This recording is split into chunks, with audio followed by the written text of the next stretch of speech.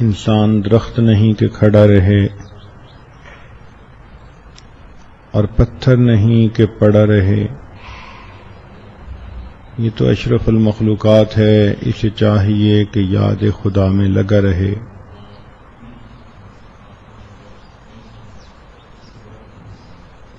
جس بندے نے اپنی زندگی نیکوکاری اور پرہیزگاری پر گزاری، اس بندے کا آخری وقت بھی نیکی پر ہی گزرتا ہے. نبی علیہ الصلوۃ والسلام نے ارشاد فرمایا، کما تعیشون تموتون، تم جس حال میں زندگی گزارو گے تمہیں اسی حال میں موت آئے گی. نتیجہ یہ نکلا کہ جس کی زندگی محمود اس کی موت بھی محمود، اور جس کی زندگی مذموم اس کی موت بھی مذموم.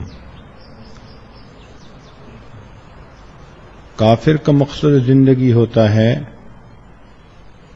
اچھا جیو اور لوگوں کو جینے دو. تو اچھا جیو اور جینے دو، یہ کافر کا مقصد زندگی. اور مومن کا مقصد زندگی ہوتا ہے کہ اچھا مرو اور مرنے دو. جو بندہ اس دنیا سے جاتے ہوئے کلمے پہ موت لے گیا وہ مقصد زندگی کو پا گیا. یہ سب بھاگی دوڑی، یہ محنتیں، یہ مجاہدے، یہ کوششیں، سب کا مقصود یہی ہے کہ آخری وقت میں کلمے پہ موت آ جائے. اگر وہ آ گئی تو پھر آگے کی منزلیں آسان. اس لیے انگریزی میں کہتے ہیں all is well that ends well. تو اگر کلمے پہ موت آ گئی تو زندگی کامیاب ہو گئی. لیکن یہ کلمے پہ موت آنا کوئی آسان کام نہیں ہے، اس کے لیے محنت کرنی پڑتی ہے. ملتان کے ایک ڈاکٹر صاحب تھے، ان کو ایمرجنسی وارڈ میں ڈیوٹی کرتے سالوں گزر گئے. انہوں نے ایک کتاب لکھی، موت کے وقت کے حالات. تو انہوں نے کہا کہ میرے جتنے پیشنٹ ایسے ہوتے تھے کہ جن کے وائٹل سائنز نظر آنے لگتے تھے،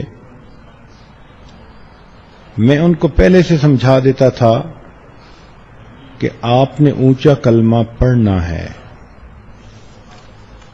اور اگر نہ پڑھ سکیں، کوئی رکاوٹ ہو تو آپ نے اشارے سے مجھے بتانا ہے کہ وجہ کیا ہے نہ پڑھنے کی.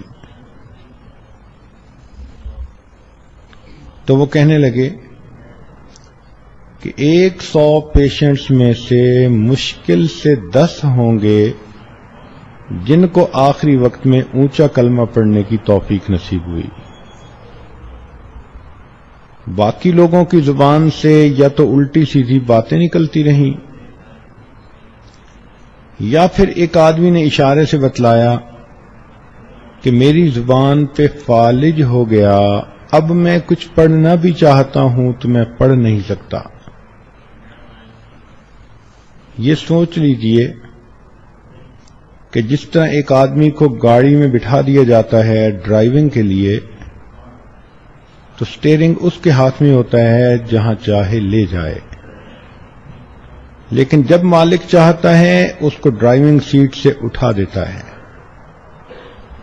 آج اللہ رب العزت نے ہمیں اپنے جسم کی ڈرائیونگ سیٹ پر بٹھایا ہے.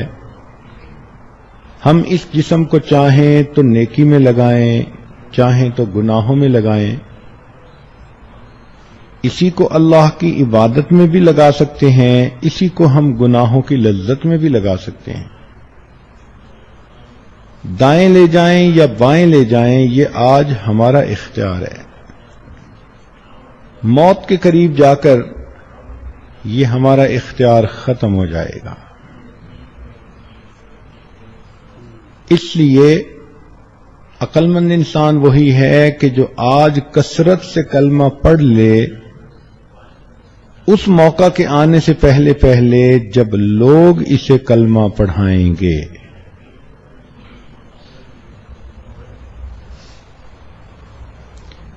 علماء نے لکھا ہے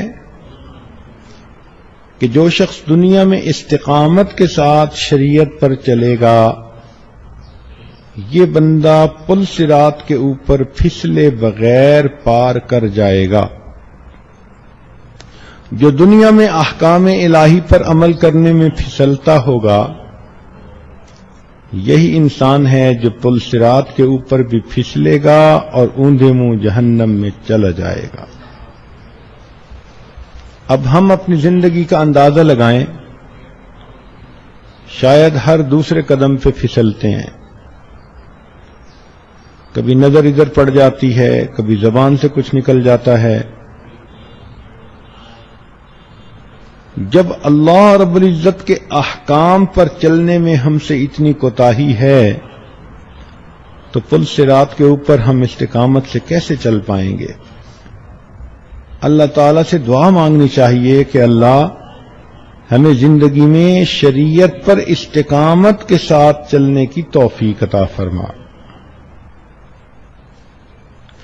آج دل میں کلمہ اترے گا تو موت کے وقت یہ زبان سے نکلے گا. ایک صاحب نے طوطا پالا ہوا تھا اور اس طوطے کو اللہ اللہ کا نام انہوں نے یاد کروا دیا تھا. لوگ آتے اور طوطے کی زبان سے اللہ اللہ سن کے بڑے خوش ہوتے تھے. ایک دن پنجرا کھلا رہ گیا. بلی کو موقع لگا، اس نے طوطے کی گردن دبوچی اور لے کے بھاگی. ان کو پتہ اس وقت چلا جب طوطے نے ٹیں ٹیں ٹیں کرنی شروع کر دی. خیر بڑا صدمہ بھی ہوا. ایک اللہ والے سے ملاقات ہوئی تو اس نے بتایا کہ مجھے اس طوطے کے مرنے کا بہت صدمہ کہ میں نے محنت سے اس کو اللہ اللہ کرنا سکھایا تھا. پھر اس نے ان بزرگوں سے یہ سوال پوچھا کہ حضرت وہ اتنا اچھا کلمہ پڑھتا تھا، پتہ نہیں جب بلی نے اس کی گردن دبوچی تو اس وقت کلمہ کیوں نہ پڑھا؟ تو ان بزرگوں نے کہا کہ دیکھو بچے، دستور یہ ہے جو کچھ انسان کے دل میں ہوتا ہے موت کے وقت وہی کچھ نکلتا ہے. اس طوطے کی زبان پر اللہ اللہ تھا لیکن اس کے دل میں ٹیں ٹیں تھی اور موت کے وقت وہی ٹیں ٹیں اس کی زبان سے نکلنے لگی.